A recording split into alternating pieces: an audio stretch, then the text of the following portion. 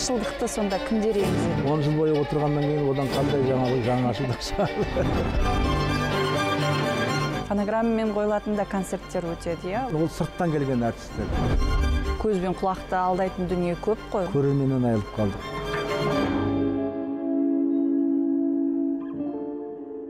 Арма құрметті көрермен, бұл персона арт бағдарламасы. Бүгін мен Қазақстанның еңбек сіңірген қайраткері, Қазақ оркестрінің бас дирижері әрі көркемдік жетекшісі Айтқали Жайымов мырзамен сұхбаттасам. Қалыңыз қалай? Жақсы, Құдайға шүкір. Осы филармония қабырғасында болып жатқан шаралардан бастасақ, иә, дирижерлердің республикалық конкурсы өтті жақында ғана. Жігерді, сол сезім ойнау керек. Мәселе ол темпте емес, характер. Қандықпен оқудың қажеті жоқ.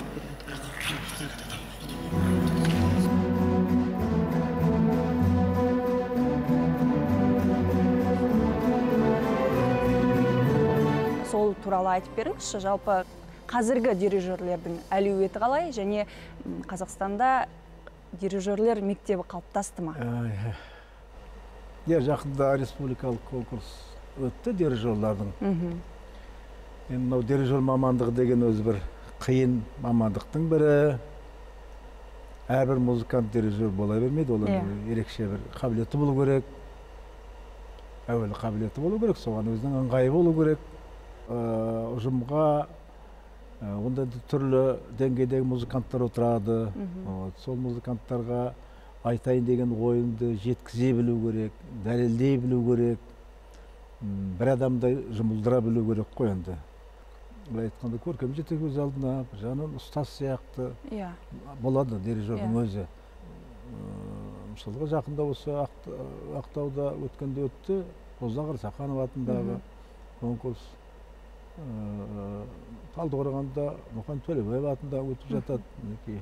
Ол қатысып жатқан әр дирижердің бәріне бір-бір оркестрден қайда, олар басқа бір қызметте жүріп қатысатын шығар. Оның бәрі оркестр басқарып жүрген азаматтар емес, студенттері болады жоғарғы оқу орындарының. Оқу орындарында студенттік оркестр басқарып жүрген азаматтар болады. Дирижерлік мамандықты бітіріп, жалпылай ұстаздық қызметте жүрген мамандар болады. Олардың бәрінің қолында, қоластында оркестр бола бермейді. Сонда бұл сайыс оларға не береді? Біріншіден мамандықты өсіру ғой ары қарай. Былай айтқанда, әр келген сайын өзіне бір жаңалық ашып кетеді. Басқа дирижерлерді көреді, сосын әр конкурстың талабы әртүрлі болады, әртүрлі деңгейде болады. Әртүрлі шығармалар орындап жатады. Қазақстан композиторлары болсын, шетел композиторлары болсын, халық композиторларының шығармалары болсын, сосын анау вокалдық шығармалар, әртүрлі ариялар, дуэттер, әндер. Сосын мысалы қобыз, домбыра сияқты аспаптарда әртүрлі Қазақстан композиторлары жазған шығармалар орындалып жатады. Сондықтан әр конкурстың өзінің талабы әртүрлі. Содан олар өзіне бір келесі бір сабаққа келгендей, тәжірибе алмасқандай болады кейде.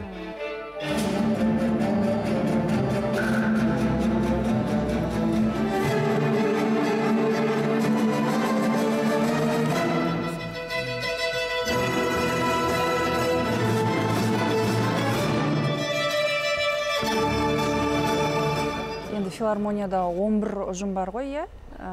11 мекен, 11-12, сонда ұжым біраз ұжым бар бізде. Енді білеміз, сізге онша қатысы да болмауы мүмкін, бірақ бұл жерде кәдімгі классикалық, этнофольклорлық, табиғи дауыста орындалатын, оркестрмен орындалатын музыкадан бөлек, фонограммамен қойылатын да концерттер өтеді, е? Оған қалай қарайсыз? Бізде фонограммамен айтылмайды, бізде бәрі жанды дауыспен айтылады. Сахнаны пайдалану мүмкін енді, сахнаны сұрайды. Кейде, осы сахнада концерт қояйық деп біздің мына басшылардан сұрайды. Сондықтан ол сырттан келген артистер. Бұл біздің филармонияның артистері емес.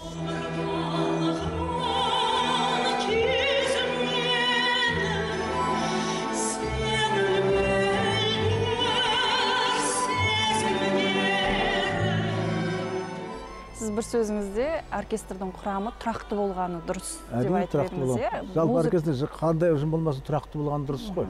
Тұрақты болғаны дұрыс. Қайта-қайта өзгеріп тұратын болса, одан көп нәтиже шыға қоймайды. Жоспар болады. 2 жылға, 3 жылға алдына да 4 жылға жоспарлайсың ғой мысалға. сол жоспарыңды іске асыру үшін сенің ұжымыңдағы музыканттар болсын, жаңағы әншілер құрамы болсын, бишілер құрамы болсын, олар тұрақты болу керек. Енді менде туындайтын сұрақ, жаспын ғой енді. Жаңашылдықты сонда кімдер енгізеді? Жаңашылдықты сол отырған музыканттар жаңашылдықты солар енгізеді.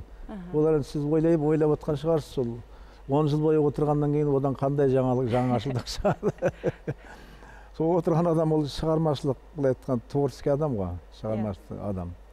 Сондан әрқашанда олар енді жоғарғы білімді бәрі адамдар. Өзінің аспабын өте жетік меңгерген адамдар. Сондықтан олар әрқашанда жаңаша ойлап отырған міндетті, жаңаша ойлайды.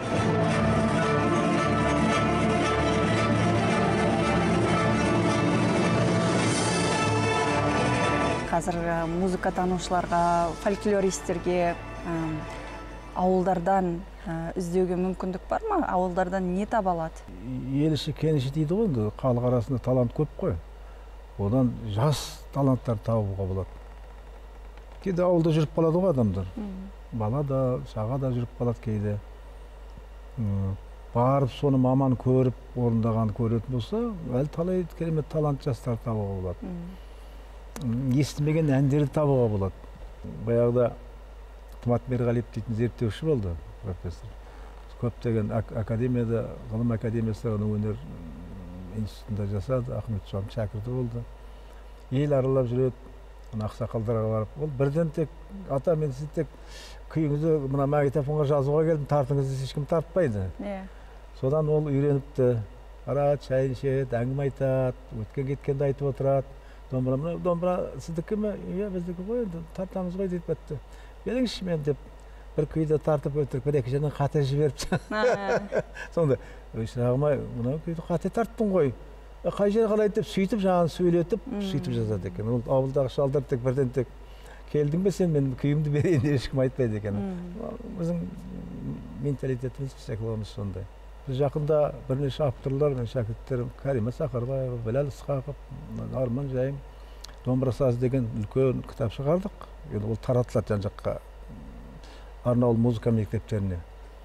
Сонда бірінші сыныпқа, екінші сыныпқа сол Қытай қазақтарының күйлерін көп алдық. Қысқа ғой, жеңіл әңгімесіменен мысалға. Сондан адам іздесе табылады әлі де.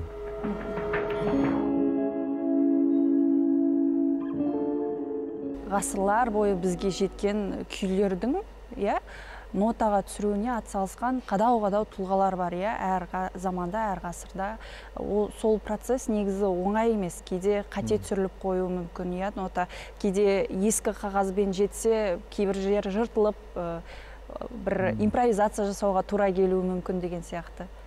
Енді бұрынғы заманда алғашқы оркестр құрылған кезде ауызша түсіндірілді бәрін. Мысалы, Ахмет Жұбанов атамыз жаңағы өзі кішкене шағын партитура жасап келеді ыңғайлап. Соны ауызша түсіндірді. Ол кезде алғашқы кезде ноты білмеді ғой. Керемет күйшілеріміздің бәрі ол кезде алғашқы кезде ноты сауаты болмады. Сондықтан қолмен көрсетеді, ауызша түсіндіреді. Ол кісі осыны воздушный инструментовка деп атаған екен кезінде. Кейін жаңағы оркестрді ноты сауаттандыра бастады. Енді нотымен ойнау керек қой, оркестр болғаннан кейін. Сол кезде онда ноты танығаннан кейін ол бәрі түсінікті. Алғашқыда жеңіл түсірілді, мына унисон дейтін не бар өзі дәстүр, бәрі бір дауыста.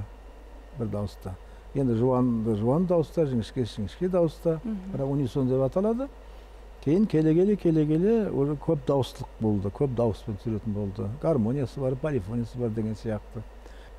Жалпы қазақ оркестрінде репертуарды біз өзіміз жасаймыз. Сондықтан мен қазақ оркестр дирижерларына қоятын талабым өздері түсіре білу керек күйге. Себебі өз ішінде сонымен жүрген, өзі білет не істеу керек екенін, қай аспапқа осы бір жерін, мына бөлігін қай аспапқа беру керек, мына қандай аспапқа беру керек деп өзі білет. Енді соны түсіре білу керек. Мына симфония оркестрін болса қаншама ғасыр бүкіл дүниежүзі композиторлар жазды ғой енді. Оны қаншама мыңдаған шығармалар бар. Бізден де оркестріміз 34 жылы құрылды, қазақ оркестрі. Содан бері күйлер түсіріліп келе жатыр. Композиторлар жазып келе жатыр әлде де. Кішкене сиректеу жазып жатқаны бар, оның бәрі енді мынау қаламақыға байланысты. Енді көптеген композиторлар қашаманға енді былай ақысыз жаза береді. Біз енді өзіміз амал жоқ жасаймыз соның бәрін. Ешқандай қаламақы алмаймыз ғой енді. Өзіміздің оркестрдің репертуары кеңею үшін, мысалы күй болатын болса, әр өңірдің әр мектептердің күйлерін түсіру үшін алдымызда концерттер керек қой енді. Әр тұлға, әр халық композиторлары туралы концерттер беріп жатамыз. Олардың күйлерін түсіру керек. Оны өзіміз жасаймыз. Кейде өкінішке орай көптеген дирижерлер соған мән бермей ме, соған еріне ме, әлде қолдарынан келмей ме, сондай бар. Ондайлық бар. Сондықтан қазақ оркестрінің дирижері өздері түсіре білу керек.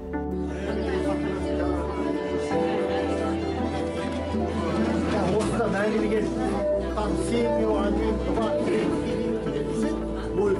Можно сразу пошутить. Мәңгілік ордала.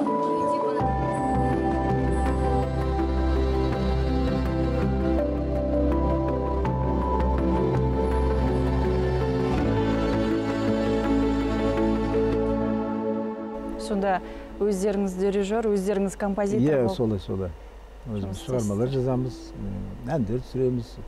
Бізде Құрманғазының әлі барлық күйі түсіріліп болған жоқ. Тәттімбеттің барлық күйі түсіріліп болған жоқ, мысалға. Классиктеріміз. Қазір енді телеарналарда, интернетте дейміз, көзбен құлақты алдайтын дүние көп қой. Олардың тасасында қалмау үшін нағыз музыканы қалай дәріптеуге болады? Шетелдік тәжірибені көрдіңіз бе? Енді мына осы бір жылы 90 жылдар кішкене ауыз күйіс заманда ана үлкен кеңестен құтылып, өзіміз енді ғана жаңа Қазақстан бастап атқан кезде кішкене жұрттар жалақы ала алмай жатты, жұмыс болмай қалып жатты. Сол кезде кішкене Қытайдың Ала-дорбасын арқалап кеткен заман болды ғой, бір заманда. Мен ойлаймын өзіміз, сол кезде кішкене біз біраз нәрседен айырылып қалдық, көрерменнен айырылып қалдық. Сосын халықтың мәдени деңгейін төмендетіп алдық. Тек қана нанды ойлап кетті, табысты ойлап кетті, жаңағы рухани азығымызды жоғалтып алдық. Сосын тағы бір кемшілігіміз бар. Сол көрерменнің деңгейіне түсіп, солар нететін кейде ән күй орындаймыз. Болмайды ғой. Біз керісінше оларды бері қарай тартып көтеруіміз керек қой. Көрсеңіз, сондықтан жаңағы ой мынаны көрерменге тыңдамайды, жалығып кетеді, бүйтеді деп тек тасырлаған бірдеңелерді кейде орындайтын көріп жүрмін енді. Ал енді тек тыңдасаң тыңда, түсінсең түсінбесең деп әлде тек концерт бере берген ол болмайды ғой. Сондықтан халықпен жақындасуымыз керек қалайда. Австрия қаласында бекен қай қалада таңертең ерте сағат 5-6-ларға қарай келесі қалаға шығып баратырмыз автобуспен. Сонда оперный театрдың алдында ұзын сондар кезек тұр. Бұлар не десең, Даминге келейін деп жатыр, Дамингіні тыңдау үшін таң атпай билет болмай қалады. Бізде соған болашақ жететін шығармыз деп. Сіздер енді композитордың атқаратын жұмысын өздеріңіз атқарып, дирижерлер аса бір талап қоймайтын да сияқтысыздар. Еркелетіп те алған шығарсыздар. Жоқ, бәрі кішкене айналып келгенде кейде бір қаражатқа тірелетін мәселелер бар ғой, кейде. Сол жағы да бар. Оны айтуымыз керек. Егер де қаражатын беріп отырсаң, дұрыс тапсырыс берсең, болады ғой мысалға. Мен тек жаза салшы деп, досың айта салған, бір жазып берер, екі жазып берер, мысал үшін қашан күзір. Кейде қанағаттанбауы мүмкін, жаңа қаламақыға. Осындай жақтар бар енді шынын айтқанда. О да әсер етеді. Сондықтан өне бір адам түсіріп, бір адам жаза берсе, ол бірыңғай болып кетеді ғой. Әр композитор, әр болса, жан-жақты болады. Әртүрлі почерк болады, былай айтқанда. Сонысымен қызықты ғой енді. Сұхбатыңызға көп рахмет, аман болыңыз. Сіздерге рахмет, амандықпен кездесейік. Құрметті көрермен, бүгін мен аса қадірлі Айтқали Тілепқалиұлымен сұхбаттастым. Келесі кездескенше аман, сау болыңыздар.